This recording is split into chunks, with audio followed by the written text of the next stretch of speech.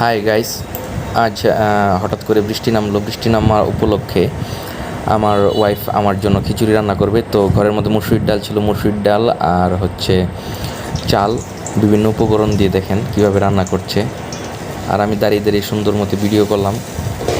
ডাল চাল একসাথে মিশিয়ে মশলাগুলো দিয়ে তারপর ভেজে ভেজে নিচ্ছে।